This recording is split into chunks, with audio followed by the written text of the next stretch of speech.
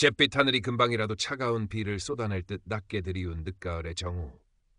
광화문 광장은 스산한 바람에도 아랑곳 없이 사람들로 붐볐다.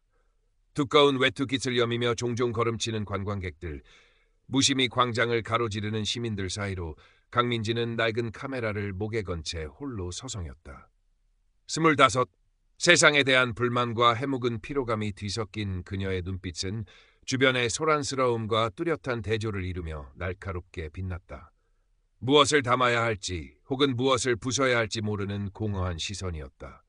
그녀의 눈길이 광장 북쪽 경복궁 흥내문 앞에서 미동도 없이 서 있는 한 숨은 군에게 멎었다. 붉은색과 푸른색이 어우러진 화려한 전통 복장, 얼굴을 반쯤 가린 투구, 그리고 그 모든 것을 압도하는 부동의 자세. 민지는 그 모습에서 견고한 권위와 숨막히는 경직성을 읽었다. 입가에 냉소적인 미소가 희미하게 떠올랐다. 저 완벽하게 통제된 인형 뒤에는 무엇이 있을까? 살아있는 인간의 감정이라는 것이 존재하기는 할까? 충동이 파도처럼 밀려왔다. 그녀의 발걸음은 어떤 의도와 명백한 도전적인 기색을 품은 채 수문군을 향해 망설임 없이 나아가기 시작했다. 박현우 수문군은 자신의 자리에서 한치의 흐트러짐도 없이 정면을 응시하고 있었다. 귓가를 스치는 바람 소리, 관광객들의 웅성거림, 멀리서 들려오는 자동차 경적 소리까지 모든 것이 그에게는 익숙한 배경음에 불과했다.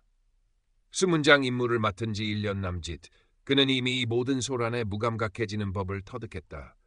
중요한 것은 오직 하나. 주어진 시간 동안 규율에 따라 긍지를 지키며 이 자리를 수호하는 것이었다. 그러나 오늘 그의 감각 한 구석에 이전과는 다른 종류의 자극이 느껴졌다. 자신을 향해 다가오는 한 여자의 시선, 그 안에 담긴 예사롭지 않은 기운 때문이었다. 민지는 현우의 바로 코앞까지 다가가 셔터를 누르기 시작했다. 처음에는 일반 관광객처럼 몇 걸음 떨어진 곳에서 풍경과 함께 그를 담는 듯 했지만 그녀의 행동은 금세 노골적으로 변했다. 점점 더 가까이, 때로는 그의 얼굴을 극단적인 로우 앵글로 올려다보며 플래시를 터뜨렸다. 마치 그의 평정심을 시험하고 그 완벽한 가면을 벗겨내려는 듯 집요했다. 현우는 여전히 미동도 없었지만 투구 아래 그의 눈썹이 아주 미세하게 꿈틀거린 것을 민지는 놓치지 않았다. 성공의 예감 같은 혹은 더 큰 도발을 위한 신호 같은 것이었다.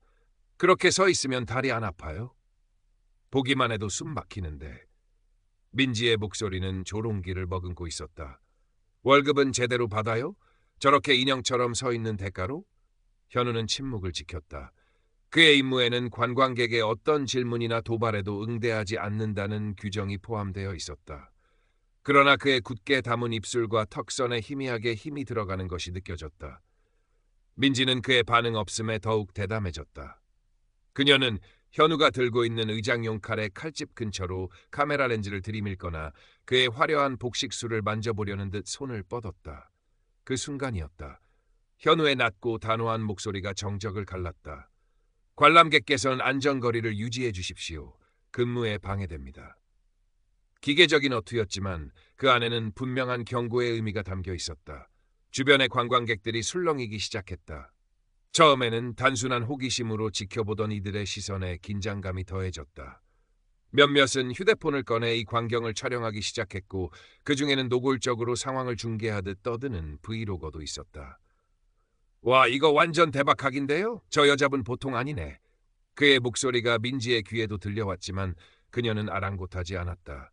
오히려 더 많은 시선이 집중될수록 그녀의 투지는 더욱 불타올랐다. 안전거리? 방해? 민지가 코웃음을 쳤다.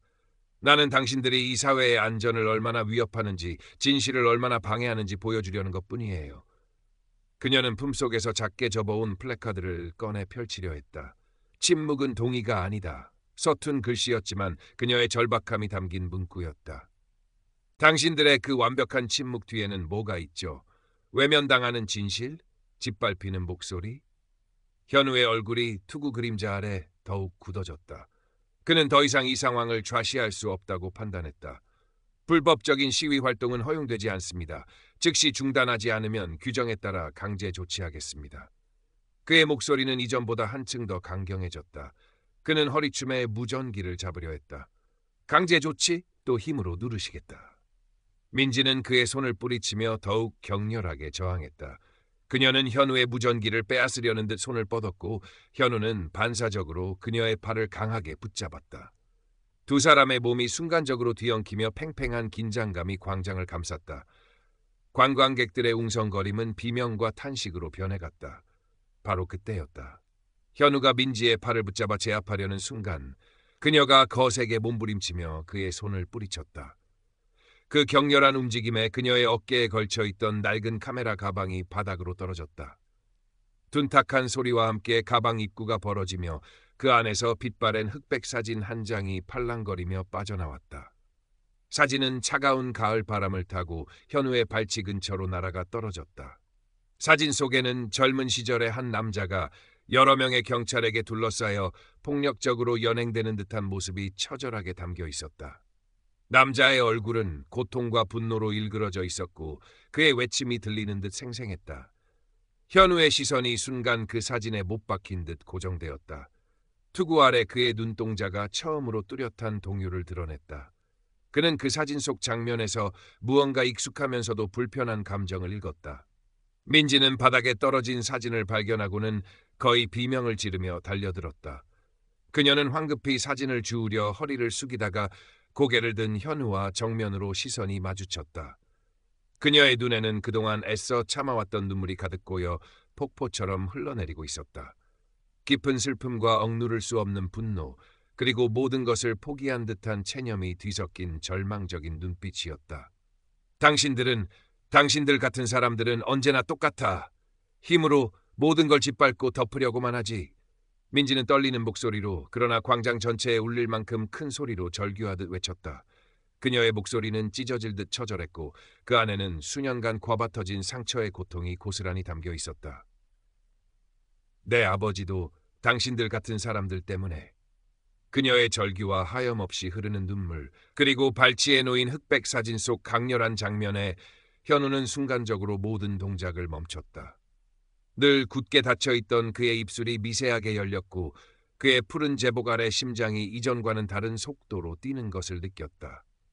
주변의 모든 소음이 거짓말처럼 잠시 멎은 듯 사진 속 남자의 무언의 외침과 민지의 울음소리만이 팽팽한 긴장감 속에서 광장을 가득 메웠다. 현우는 자신이 지금 어떤 표정을 짓고 있는지, 어떤 행동을 취해야 하는지 판단할 수 없었다. 그의 머릿속은 하얗게 비어버린 듯했고 오직 민지의 슬픔만이 거대한 파도처럼 그를 덮쳐왔다. 짧지만 영원처럼 느껴지는 침묵이 흘렀다. 현우는 복잡한 감정이 뒤엉킨 표정으로 민지를, 그리고 그녀의 발치에 떨어진 사진을 번갈아 바라보았다. 규정대로라면 그는 즉시 민지를 공무집행방해 및 불법 시위 혐의로 경찰에 인계해야 했다. 그것이 그가 배운 것이고 그의 의무였다.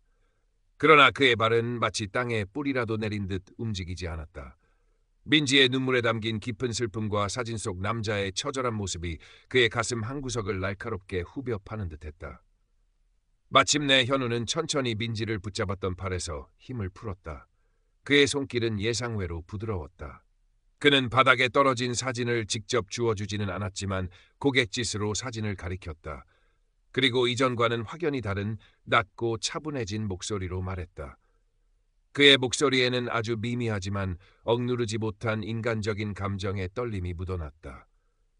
여기는 당신의 슬픔을 전시하는 곳이 아닙니다, 선생님. 다른 사람들에게 방해가 되지 않도록 조용히 떠나주십시오.